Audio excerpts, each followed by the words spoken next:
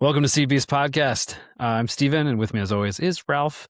And we are the founders, members, creatives of Sea Beasts, a creative studio publishing thing someday. Making creative content, making art, and talking about the process of that. The whole point of this podcast is kind of talking about creative process and kind of just a way to talk about what we're working on and talk to a community with some hopefully helpful insight of things that we've learned on our journey of creativity. Yeah. So today we're talking, we're going to hit a couple things to tie back into last episode about world building. It was a comment that Evan left that we just wanted to touch on live here. And if you do ever want to ask questions, you can always just go join our Discord at seabeasts.com and ask us questions, chat with us. There's links to our Discord on there. That's just a tangent. Anyway, so we're going to talk about that. And then the main topic for today is what we're calling tutorial limbo. And TM. And how to not get stuck in it, essentially. We're not encouraging tutorial limbo, just to be clear. So that's what we're gonna get into later. First, we just kind of wanted to check in on what's going on in our lives, though. So Ralph, what have you been up to? Anything fun? Anything creative? Anything interesting? Like, was something on fire? No, nothing nothing like that, unfortunately. That would be far more interesting. I'm trying to think even, like, really, as far as life stuff goes, I think last podcast maybe I mentioned that my company structure changed. Like, my company's structure. Did I not even mention anything about this at all? I don't think you mentioned this. Nothing? I don't think I've heard about this. Okay, whoops. Big reveal. You own the company now. Yes. No, all that happened basically, the company, the way that the teams and operations and hierarchy within the company I work for is now completely different. Starting this week. So like starting on Monday. And like everything down to like who I work with, the other creative directors and people who I worked with very closely for the whole time I've been there. I don't work with them anymore. I work with a whole new team, basically. Wow. There is one guy who I worked with before pretty closely, who I work with sometimes now because he's still on one of the accounts that I help oversee. Okay. So that all happened this week. I was kind of nervous about it, but I'm pretty optimistic about it now because I don't know if everyone remembers from previously, but I was talking about like trying to find a balance, and the whole point of this restructure for the company was to kind of help people be able to work within their wheelhouse better and not get down into like some of the day-to-day stuff that feels like you're not doing your area of expertise. Yeah, I just want to pause and mention how rare it is that you feel optimistic about something. So that's a good sign. That's true. You're absolutely right. That's true. Now, I guess I can say for this first week, it's been all right. I'm not, I'm feeling like I have more room to do what I'm supposed to do, which is to help guide the graphic design, like the graphics and the direction and the art direction that we're dealing with. Is it going to lead to you having to be less like hands-on with every little thing? I'm already less hands. They took my clients off of, which sounds bad, but like I don't have client work technically. Okay. How it works now is I get to pick if me and the creative director get to pick if I go hands-on with something, and we can sort of intentionally decide if something is like higher priority, that would obviously be something I would want to do. Sure. If something is just like, oh, this thing that happens every single month and this client pays us like $300 a month, that's not worth my time. I don't need to be doing that kind of thing. Um, so anyways, yeah, so far so good, but Nice. that's pretty much the only big update in terms of just like life stuff. Really? Okay. Pretty Oh much. man, I've got like a dozen things here. So, first off, I made a comment about things on fire because yesterday I was driving up to Denver from Colorado Springs, where I live. For this week, we've been in like quarterly planning meetings for work, and so they were in Denver. And on my drive up on the side of the interstate, I like come over this hill and just see this like cloud of smoke. It's like billowing smoke. And as I get closer, we're all moving over lanes and there's just a car on the side of the road. Like the front of the car is completely engulfed in flames, like raging flames. The all the way from like the front over the hood to the wheels and like the doors, like just entirely engulfed in flames. The driver was out and behind talking to like a police officer. There were like ambulances coming and like other like emergency vehicles coming to like sort this all out. It was nuts. So that was the fire comment. But the fun thing I did this week. So they didn't catch you as you were fleeing the crime scene? I didn't say I was responsible. You clearly started the fire. Ryan started the fire. I've actually been rewatching The Office, and that's been fun too. But we're not gonna. How many times does this make now? Who knows, dude?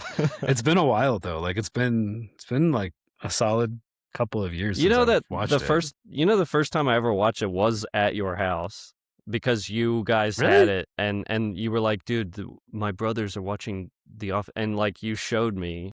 Like the DVD collections that we had? Yeah. That's the first time I ever watched it. At the time, of course, I think I wasn't really clicking with the humor because I hadn't really... You didn't know the characters. Well, and I was really stupid as a kid. I've developed my sense of humor much better by now, but you're welcome. Basically just to where I get what they're going for, and they do it rather well. Like The Office, of course, kind of knocks that style of humor out of the park for sure. And it's been like kind of a show I've just been doing like in the background. Like I said, I haven't watched it in like a couple of years now, but I've been trying to like not play games as much because I'm really trying to crank out on illustrations, and I've been able to focus really well. And so as part of that, I've just been like putting The Office on in the background, and so I've still been like watching it, but like kind of as I'm drawing as well. Which real quick progress update on the first book. I'm almost a quarter of the way done through illustrations. Whoa. I think I counted it up and I've got 9 of 28 illustrated pages done. So, but that's not counting like cover, back cover, the intro, credits, copyright, all that stuff. Like those won't be fully illustrated. So those will be, I mean, the cover will, but that's you're working on that. So yeah, update on that. I have begun concepting out the cover as well, and I've put some down, and I have new fun equipment. New fun equipment. Wait, like what did you get that was new? Didn't you already have the iPad? Yes, but I needed more. See, I have this big pad. What in the that world? I draw on, right? So this is great. You should get one of these. Look. What is that? I'm gonna look it up right now. Look, it has the little flippy stands. Nice. I mean, I have like a case that flips over, but it's okay. That is, and you can just stand it, and it's really well made. This is Elite. I'll just send you the link. Yeah. I don't care, but it's like real wood or bamboo or whatever this is. Sure. Yeah. And the slot is even it will fit your pencil with a case on it as well. Nice. So like nothing is sacrificed really. So it's like a desk stand for your iPad. super portable, and you can like prop it on any table, whatever. It's really nice. Interesting. I'll have to try that. I'll have to look into that. And broken. Ralph dropped it. Oh, okay. I didn't drop it. I almost dropped it. Anyway, so I've been working. That's awesome that you got some concepts going for the cover, because we're gonna need it soon. The rate I'm going. No, it feels. There was one page I was doing that was just felt super detailed. The vision I had for it. It took a really long time to execute. That like overhead view one of like 2 pages with like 3 micro scenes in there. And then, it took a really long time. I got that one done, and then like immediately finished another page and a half in the next like 2 days. So those are the ones I sent you earlier today. So I already started get on the next page too, since I even sent you that one. Nice, man. But I'm in a good groove, and that's been fun. Anyway, I don't remember the progression of things here. But the other main thing that we did as a family recently was we went and saw Mount Rushmore and did like a long weekend trip to South Dakota, where Mount Rushmore is. That's where it is. I didn't know that before. My daughter was in kindergarten last year, this past school year, and she learned about Mount Rushmore, and she was like, "Can we go?" And so we were just like, I don't know where that is, but let's see. And it's only like 6.5 hours from us. Almost directly north, 6.5 hours to get to South Dakota. So that was really fun. We got a cabin in Custer State Park, which is like a really cool, like forested park in the Black Hills up there. We went and saw Mount Rushmore, which I've never been to before. That was really cool. Watched some educational videos on how it was made, which actually was pretty interesting. Learning about like the sculptor and the guy who did it and all this stuff. Yeah. I guess that's a sign of getting old, is that I find these things interesting now, like history and the process of stuff.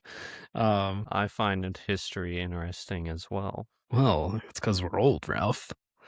Well, do you also enjoy birds? No, because that's the other side. I do a little bit, just because we get a bunch. Did you get to go around the other side of the mountain? No, we did like the President's Trail that like just hikes around below it and around and stuff.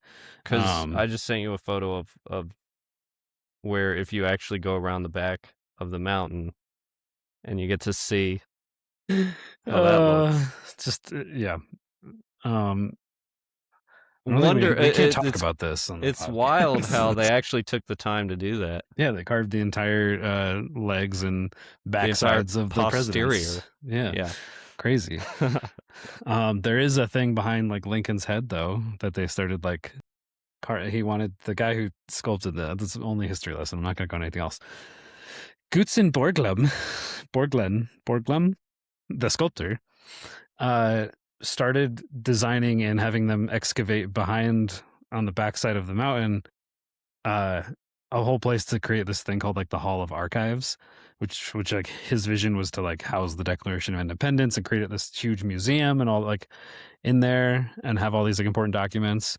But then that got shut down because it wasn't approved by anyone. He was just kind of doing it on his own. So there is still like a cavity in the rock. I bet there's reasons. Well, yeah. If you watch National Treasure 2, I think that part is actually. I did once. I don't even know if I ever saw the second one, but Mount Rushmore is like part of that one, and this Hall of Archives is a thing they bring up. The second, the whole pursuit in that one was the Aztec. Dude, I don't remember. or shoot, Montezuma, was it? I don't remember. I'm just naming random historical figures now. The Incan, the Aztecs, war chief, the Mayan, treasure. El Dorado, is that what it was? Was it El Dorado? I don't know. We're just naming everything. Yeah. Atlantis? Yeah. Treasure Planet? Anyway, so those are good movies. A Treasure Planet is good. The Disney one was pretty good. It was so good. I enjoyed that. Anyway, and underrated, and it lost a ton of money. So that's sad. I can't wait to watch it with my kids, though. I think they'll need to be a little bit older, but hopefully in a couple years. It would be better if they're older, Yeah. Anyway, so we did Rushmore. We went and kayaked on a lake nearby. Went to a rock shop. I don't know, got some geodes for the kids to break open. It was a fun trip overall. So minimal meltdowns. First kind of road trip with the kids. So it was a success, I would say. Sweet. And it was El Dorado. Nice. Okay. Yeah. That's the city of gold. One of the lost 7 we city of named gold. was correct. Right. Yeah, so that was my trip. Nice, That was man. good. The only other update is I for work, I'm now permanently work from home. Yes. And that does I not remember mean you did tell me that, but I don't did? remember if that was actually on the podcast. No, I think it happened after. Maybe not. Okay. Maybe it didn't. No, I think it just happened. No, I think we talked about it. Never mind. Okay. Because I now remember you making still work from home? I'm nice. Yeah, update is that nothing has changed. The update. I still work from home. There's no update. I remember Yeah. making the joke about I'm not fired and stuff too. So yeah, that's right. So I was trying to do that again, but I actually have one more life update. That Okay. was just a very exciting event for me. I was yeah. in my backyard. I was doing stuff, yard work. Okay. Warmed up a little bit finally, and so been getting back into that. And I stumbled upon some bones. What? Did you flee the scene of the crime? Just like my I car didn't on put fire? them there. Sure. No, I just found it was really random. They were what just kind of bones. Well, I don't know because they were kind of big though. But I found 3 components. One Okay. that was like definitely an end of like a femur or something. One that looked just like a piece of something. One and a fourth thing that was just like inner matter of something, and so I just tossed that away. But I asked ChatGPT. This is so stupid. I was like, "Hey, I found some bones in my yard." Gosh. Or no, I didn't even say bones. I said I found something strange in my yard because I don't want them to just send Yeah. the feds immediately, right? I just said I They will found after something. this podcast. Yeah, they will for sure. They're listening. I just said I found something strange in my yard. Can you look at it and tell me what you think? And so I laid out what I found and took a picture, and basically it said that it's bones definitely, but it said that it was probably like from an animal, like a deer or something. The only thing about that is it's so weird where I found them, and something would have brought the bones there. Okay. Because it was not like something decayed in that area of my yard until it was a bone, you know? How deep was it buried? No, it's just like on the ground. Weird. So like a dog or something must have found bones and brought it into my yard. Sure. Or some animal, you know? And I don't know, weird, but something's going on in my neighborhood. Yeah, that's alarming. I thought it was gonna be about like the hornets were back in the ground or something. No, thank goodness. Not none of that yet. Eradicated them. Yeah. Cool. Anyway, so there's some life updates. So I wanted to touch on this comment that Evan made in our Discord. And so last week we talked, or not last week, 2 weeks ago, last episode, we talked about world building. And I guess this wasn't really a question Evan had, it was just kind of a comment, but he mentioned like he thought it was interesting. He liked the comment about practicing caution when world building, and he said it got him thinking about what kind of things that we could push for when it comes to finding narrative within a world. Because Evan was saying that he's not super well versed in world building and crafting worlds, but it was fun to hear about that. And one thing that he brought up was like D&D related things. There's something called knife theory, where players can give the DM, the dungeon master, a bunch of knives in their backstory. So like, kind of made me think of like Inside Out's core memories type things. Like, what are like the core elements that make up this character? And these knives are in the backstory of things that the DM can then use to do essentially backstabbing for their character. So like things that are going to affect that character in a deeper way. Um, so that was just kind of a comment that he made. I thought was uh, like interesting to think about is like when you're coming up with worlds, in this specific case, characters, kind of having these. Yeah, if you do anything, if you look up anything about character design and building characters for books or worlds or of any kind, there's always like a variety of things that people are like, hey, you should have this, and this for your character. And one of the big things is like a character flaw. And so like having this flaw be something that like makes them kind of more relatable, but it also gives like a unique flavor to what that how that character reacts to certain situations. And like going deeper, you can think of like about how where that flaw comes from and like what happened to cause that. And then that gives you kind of more historical things to pull from about how to like pull in events in the future or build the world around things that happen to this character. It's an interesting like path to go from. If you we talked a lot about like Ralph has worlds that he's built around like an emotion or a feeling, and then I've built worlds around like a story idea or like a setting, and then I built out from there. This would be another interesting take to go into like, hey, I've got this character who has experienced something. You got these like elements of a character to then like backtrack to be like, what happened? What caused this? What kind of a world would cause this? And like, anyway, I don't know if that was the point of your comment, Evan, but that was kind of something I thought about. Yeah, I like it too. The knife theory thing is definitely that's almost like you could apply that to everything. The if you're in a story and you run across like a character in the middle of the woods in a shack and you have a conversation like why is that person in the middle of the woods in a shack and why are they how'd they get there, what are their motivations, like basically giving every character some form of depth.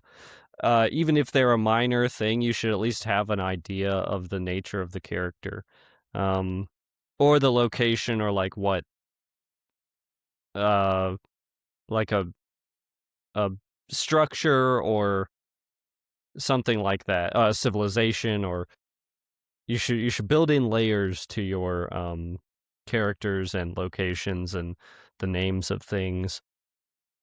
That's kind of what this reminds me of. Yeah, And creating the potential for chaos and sure. raising the stakes, right? With the D&D stuff, of course. That just makes it all the more interesting, is to give everyone kind of like, you could call it maybe a weakness or a propensity to exploit something about another Yeah. character, Or all like that stuff. they were betrayed by someone or someone else like they have a bounty on like all these things that like will come up in a narrative in some capacity later and you can kind of be creative on how that works but Yeah. I'm glad that you managed to, find some substance in episode 9. yeah.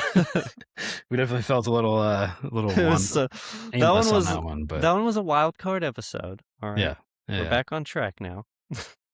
Yeah, so one last thing on world building.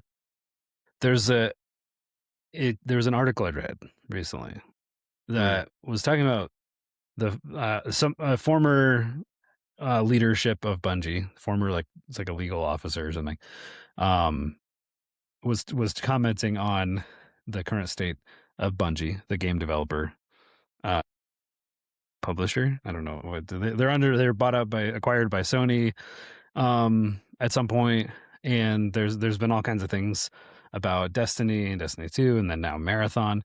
And so the point of this article was that what he said like what he feared was would happen happened. And essentially that was Bungie kind of becoming more of a publishing imprint and less of a builder of worlds. Because like Bungie was the original creators of Halo and the whole world of Halo and like the first three games and building all that out. And then they moved on at some point and like 343 was the company and now Halo Studios, whatever. But then Bungie moved on to like Destiny. And like the first Destiny was amazing. And like there were so many great elements of it, and there was a lot of uh, it had like a unique take on like looter shooter stuff, and it kind of really built its own thing. And then I never got super into Destiny 2. It just felt like more of the same. Didn't feel deep at first, and I haven't played in a long time, so I don't actually know current state of it. Didn't But they? I mean, they built it to be more exploitive. That's kind like of, what the point of Destiny 2 was. yeah, Because there's no real purpose, but like to Destiny 2 just made everything about Destiny 1 worse. yeah, it really dove into that live service type thing, which the point of live service becomes less about like the quality of the game content and more about player retention and in whatever way they can. So And preying there's a lot of, upon like FOMO, right? yeah, And yeah. yeah. So there's a lot of things there that uh were frustrated. But anyway, so one of the things he mentioned in this thing is that Destiny like has announced that their live service is ending for Destiny 2. The game is still going to be supported and still like live, but they're not going to keep adding content and keep supporting that.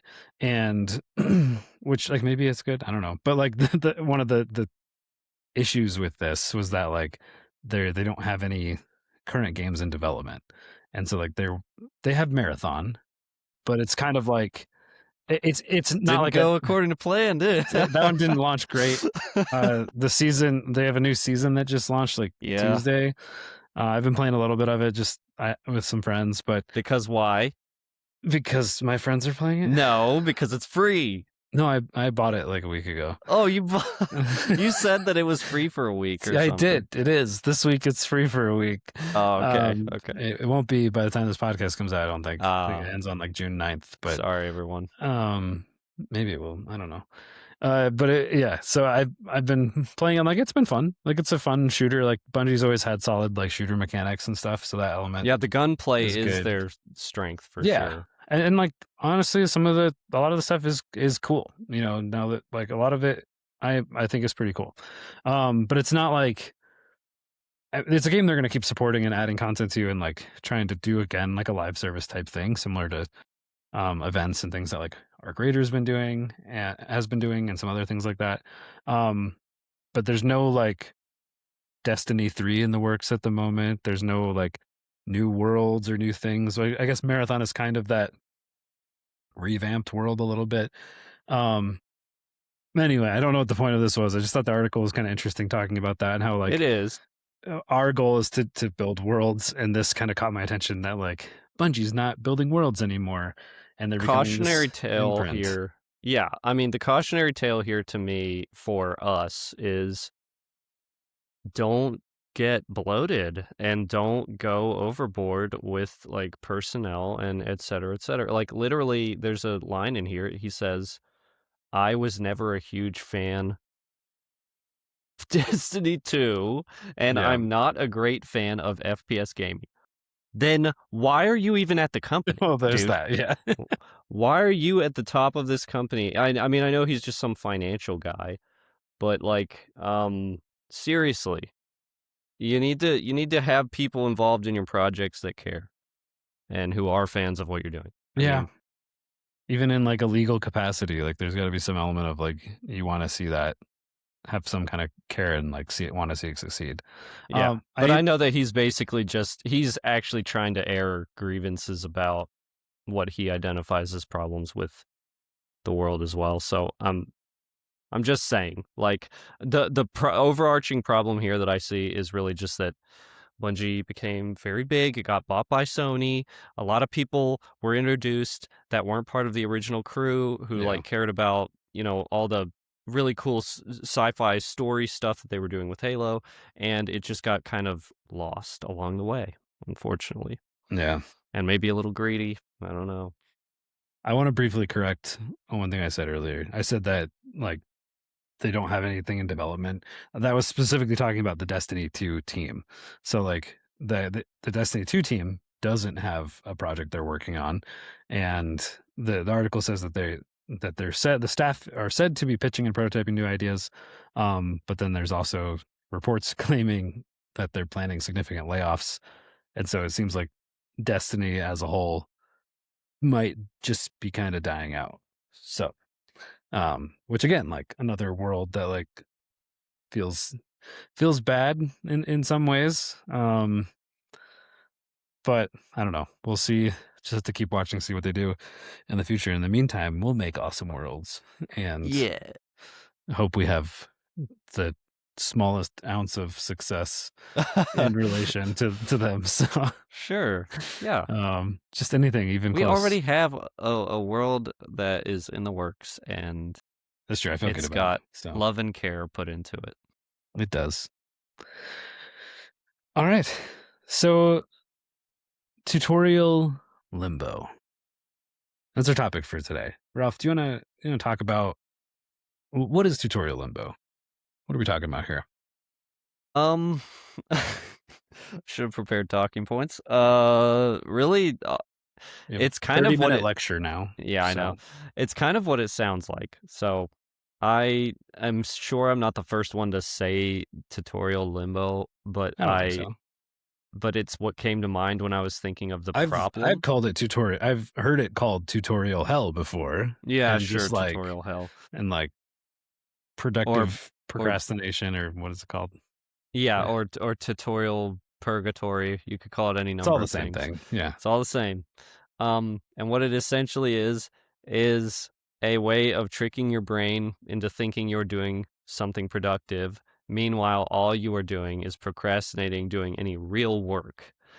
And the way that you do this is by diving super deep, not into the thing you're trying to create, but into the means of creation, which Mm. is crazy. You're not Like, it's learning the crazy that we do creation. this. You're learning about how to create. Yes. And you're like, Yeah. if I perfect my method of, if I like organize my desktop in this way and I set these shortcuts, I will be the most efficient world builder ever, or like the most efficient artist for what I'm doing. Like, oh man, it's such a trap. And you got to be careful, because there's this could relate to anything you're trying to learn, even if you're trying to learn, like, I don't know, uh Underwater like, basket weaving. yeah. Learn to Yeah. playing the guitar. I don't Yeah, know. instruments, that's one, sure. Just like or like video making. Like there's tutorials that you dive into about how to make effective videos. Sure. And so you just watch like 1,000 of those, and then you never end up making your video. You Yeah. just like learn about the softwares involved and etc. Yeah. Um, and it's very dangerous, because you can get into this cycle of constantly like, I just need to learn this next thing. I don't really know how to perfectly do it, so I just need to learn this thing. Um, and this guy in this tutorial mentioned this tool that I don't have, so I've got to save up money to get that tool, and then I can start, because I don't have the perfect set of equipment, you We know? talked about this early on about like drawing and how like you were getting a new iPad at the time. And we're talking about like what gear we're using for drawing, Yeah, but like yeah, yeah. referencing This what is we similar started to with that. versus what Yeah. we're using now. And it's like, yeah. So there's this whole thing of like, you don't need to know anything before you start. Like, just that, I guess that's the thing. Like, how would you find a balance? How do you know when to quit? Like, how do you know when you've watched enough videos that you're like, feel like you can actually do something, but like maybe you don't know everything, but you can learn it through doing, or like only use tutorials to, I want to do this one specific thing. Like, how would I do that thing? And then you find where that shortcut is, that function, whatever. Like, there's benefit to tutorials. There's benefit to learning and like doing these things. But yeah, how do you cut yourself off? Like, what? Well, Where do you stop? I think my answer to that might be, you may not agree. I Yeah. would say don't even start. I would say just work. Okay, but Don't. what if you're like fresh, like brand new? You're like in the video aspect of things. You're like, I want to go film something. I don't know. I don't know how to turn the camera on. I don't know what anything is. Like, do you just go and Do mess you with it and have figure it out? And then you're well, like, in this hypothetical, do you yeah, have equipment at all? I don't know. I would assume so in this one. So, if you have Everyone's something got a phone. Everyone's got a phone. if you have something, I would say you begin making it, and then when you hit a problem, quickly look up how to solve it because you can do that in like 3 seconds. You do not need a 50-minute video deep diving into my entire process from start to finish because then Or also how to gain sacrificing retention, how to gain views on YouTube, how to you're perfect also a thumbnail. yeah, and you're also at the point that which you're following somebody step by step, you're sacrificing your own ideas Hmm. for literally just copying or doing your best emulation of somebody else. And so Hmm. your voice gets a little lost in that. So I'm just That's saying like, that's what I was about to ask. I was gonna say, do you think you lose like a uniqueness or a potential to have your own voice yes, by because just following what other people do? absolutely, because you can also get distracted by the person who's teaching you Hmm. because they'll be doing something a certain way and subliminally you're like, "Oh, well, my original idea was I wanted to create this one thing in my head, but his tutorial is about this other thing. So I could just make a really cool one Hmm. of those." And like a logo Sure. versus maybe your idea was to do some kind of web page. I don't know, whatever, it doesn't matter. But like you can again, that's another way in which it can take you off track and Hmm. you end up in that limbo where you're like, well, I learned a lot of good valuable things, but like but you're not working on the thing that you need to be working on at the end of the day. Yeah, I think this applies to things even outside of tutorials, which I think we've again a little bit touched on in the past. The issue of like scrolling and looking for. I think when we were talking about finding inspiration and stuff like that, we cautioned and talked a little bit about like at some point you need to just do something, do the work, and tutorial limbo and scrolling limbo. I feel like are tangential in this. Like you can there's elements of like with art specifically some things I've heard in the past and like ways to learn is like find an artist you like and try to recreate what they've done. So like that's been advice that I've heard a lot of like, hey, if you want to learn how a certain artist does something or how they create in their style, like you should just copy their work to learn how to do that method and that style. And I think the same thing applies. It's like the same thing. You're watching a tutorial. You know, if anyone's ever tried to learn Blender, the 3D modeling tool, there's the donut tutorial that everybody, if you're ever in that world, you'll know what I'm talking about. And that's like one of the for a longest time that was one of the most popular like first tutorials of like learning Blender. And everyone's making this donut, and like who Yeah. cares about a lot of people don't care about making a donut, and so like there's some element of like it'll help you learn the basics of like moving around in the tool and like using things in the tool, but at the same time then you get stuck in that person's workflow. So I think there's ways to research and learn like how to learn certain styles or how to do certain things, but you need to be able to branch out of that and like cut yourself off to be like I've got a couple artists that I follow that when I first started doing illustrations for the board game I was working on a while ago, I was like, I want to do something like this style. And so I would just be like, okay, how did they do shading? And I would be like specifically looking at their shading and like, okay, try to replicate that. And it was cool. And then I would be like, okay, how does this other person do like what does their line work look like? You know, is it pretty smooth? What kind of pens do they use? I downloaded their free pen like or brush, you Yeah. know, sets and stuff like Yeah. that too. And Oh, like so many layers, yes. yeah, there's all these things of like, okay, this artist uses this tool and this artist uses these brushes that they made and now sell like their brush packs. And like this is their style and this is their stuff. And so like there's at some point you need to branch out to do your own thing. And I think after doing a bunch of different things, like my own style or voice, and depending on how we like reference it, has evolved out of me trying these other things. But if all I ever did was just copy this one artist's work, or just do tutorials to make things that the tutorial walks me through how to make, then I would never like create anything fully unique or anything that I like that I want to do, I guess. Exactly. Yes, 100%. And I can actually speak to this. Like I just got my new setup with my iPad, all that stuff, and I'm using I've primarily in the past used like a laptop with Photoshop and a tablet to make the work. Okay, so Yeah. now my setup is I'm on an iPad. I have a pencil, the Apple Pencil, and then I'm on this like drawing directly on the thing to make it, and I'm using new software, so I'm using Procreate, Okay. and I can't remember how many tutorials for Procreate are. Oh, 500 quadrillion tutorials. Oh, Yeah.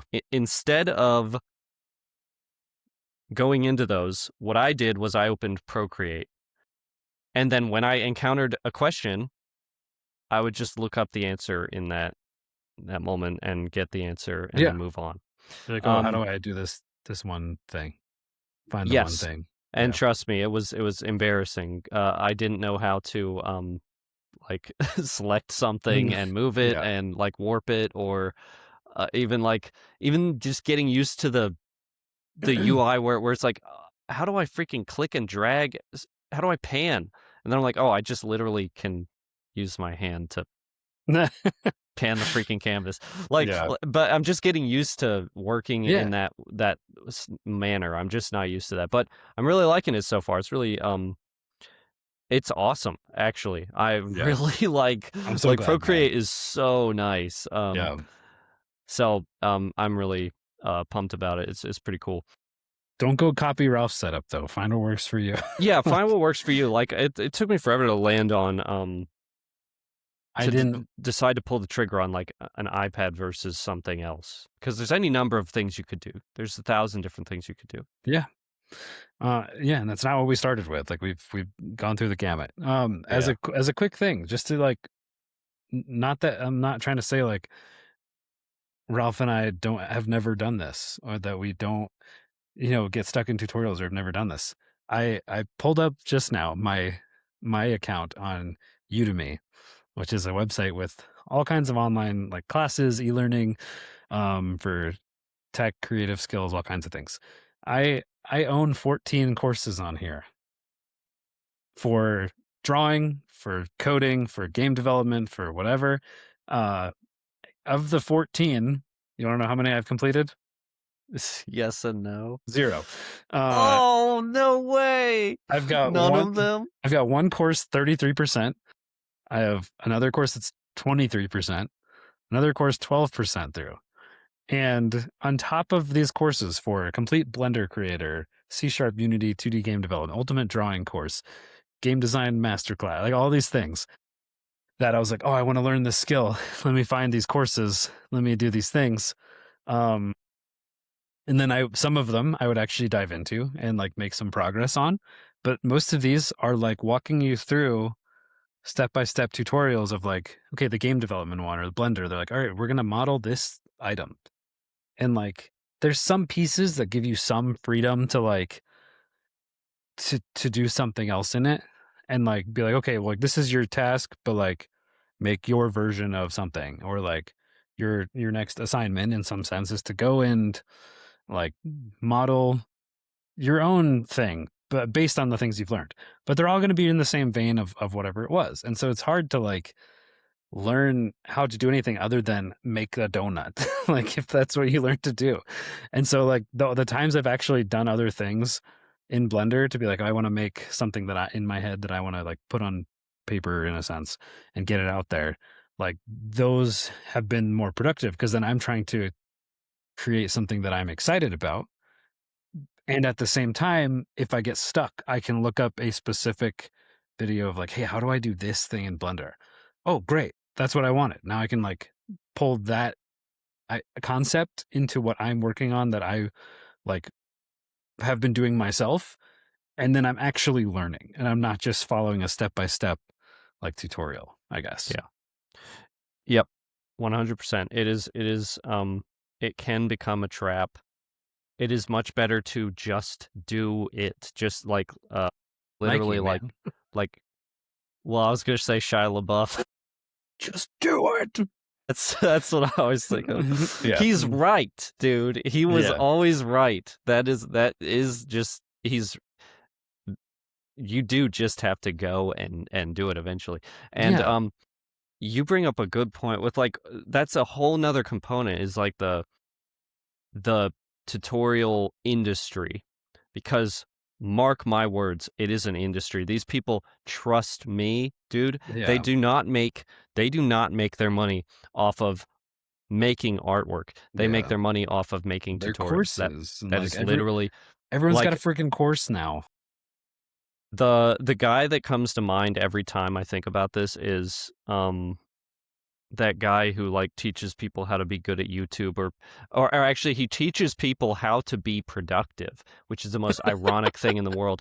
Dude, I'm I've serious. watched It's productivity videos and the yeah. Ali Abdal guy. I don't know if you've ever seen him, but he's like So, super he's got like 6 point something million okay. subscribers. Never watch his video. Never watch any of his videos. Do not do it. He is full of useless information that no one needs.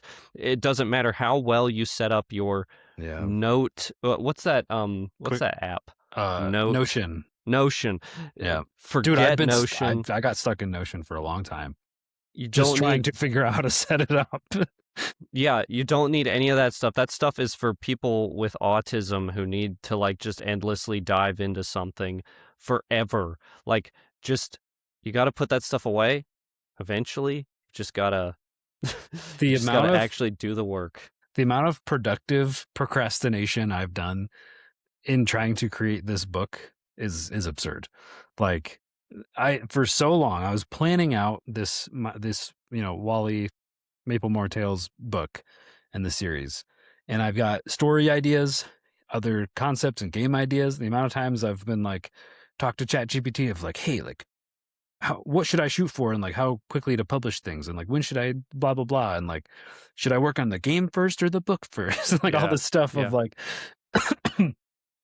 excuse me like trying to like come up with a plan. The amount of planning that was not even like relevant, but it makes me feel like I'm doing something.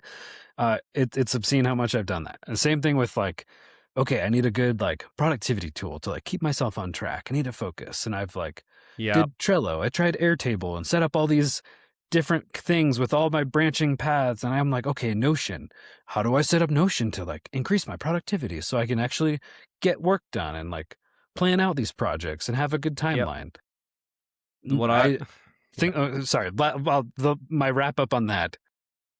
Nothing was working until I just started doing the book. I'm like, I don't need a Great lesson. checklist. I could have a Google Doc that's like, hey, here's my ideas. Just have an idea list, and then it doesn't matter if I should publish 5 books about Wally and then work on a board game and then jump into a different franchise. None of that matters if I don't ever get one book done.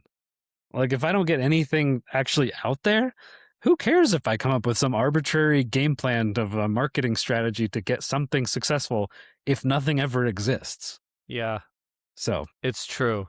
It's true. It's a really good life lesson. And like, and another way you could frame this, let's see. How did they make how was it possible for them to like put together and make the Sistine Chapel? They didn't have Notion. just thinking about it, you know? How did they do it? How is it possible without all these productivity apps and all this stuff? How is it possible for people to make great things in the past without all these apps? Yeah. Maybe they were focused and maybe they cared and maybe they Focus. Yeah. poured They into their focused on the craft, creation. and they were probably assisted by some form of higher power. Right. I'm just messing, Aliens did it, you know. but I'm just saying, like, at the end of the day, it's exactly what Steven was saying, where the best move he made was to just begin working and ask questions later. Um, like looking up tutorials for specific things, I think is fine. Very specific things that you need to like crack a problem. Either get in a huddle with your collaborators at that point, or like ideally, of course, what you would do is you would have an actual mentor. You know, somebody who is a master of the craft that you could like bounce ideas off of or like come to with your problems. But these days, that's actually kind of a rare sort of relationship. So Yeah, instead, try when you have to resort to some form of tutorial or a learning moment, try to be specific with it instead of like super sure. broad, like how do I make a book from start to finish, like, and it's a Yeah, 5-hour video, and like, dude, try to be more specific probably. yeah. All this is like, again, jeez, my chair just like my armrest just jumped at me. All this is to say, like, we don't want anyone to feel bad if they're just like, hey, I've just been watching tutorials and that's all No, I've been dude, we've doing. done this. This I've done this. I've still do this in different things. Some of it is like not tutorials, I guess, but I'm like, okay, I'm trying to publish a book. How do I upload files to this website? How do I like get stuff on this website and publish the book and get it into different markets? And like, I'm doing tutorials on like marketing now. Whereas like there's some element of like, if I can just find the basics and just be like, how do I get it published, which the website that I'm the publisher, like the manufacturer, I guess, that we're using, uh, I can find the information there. I don't need to watch other people's videos on all this stuff. But I get stuck in these things of like, oh, like here's how to be like how to have a successful, book come out and all these things. And it's like I could just watch these things forever about what makes a good book and how to like what's the best layout and whatever. But like it all applies to the same thing of just like in some sense you need to learn just by practice. You just need to put things into practice. Trial and error is the best way to actually learn, because if you ever mess something up, you for sure, hopefully, will not make that same mistake. It makes me think of this is a dumb reference, but it makes me think of this. Have you watched Game Changer, the show? It's like a game show on what used to be College Humor, like the I know of College Humor. yeah. So they created their own like publishing, I don't know, brand that's like has all these other branches of shows and different things. I can't think of what it's called, but there's one of their shows is called Game Changer, and it's a bunch of comedians that come on and like that do things, and it's hilarious. I'd recommend it. It's really fun. Um, but there, the opening line of it is because like the premise of this game show is that like the contestants come on and they don't actually know what the game is, and so there will be things that happen throughout the game where they're like they get points for things that they don't know why they got points for it, or like they're trying to accomplish certain things in certain ways but they don't really know what it is. And so like the premise, the opening slogan is the only way to learn is by playing, Yeah, the only way to win is by learning, and the only way to begin is by beginning. And like I'm making it sound like I this. It's see. it's a comedy show. It's like literally the only way to learn the game is by playing it. The only way to win is learning how the game works, and then the only way to begin is by beginning. Like You know what it that sounds reminds me of? it sounds philosophical, even though it's this, but like it actually applies. What does it remind you of? What that reminds me of is actually every single board game that's ever existed. Because Okay, yeah, because rule so books. so you sit down, everybody's ready to play. Yeah, Now, some designated hapless poor soul, it sits there usually and me.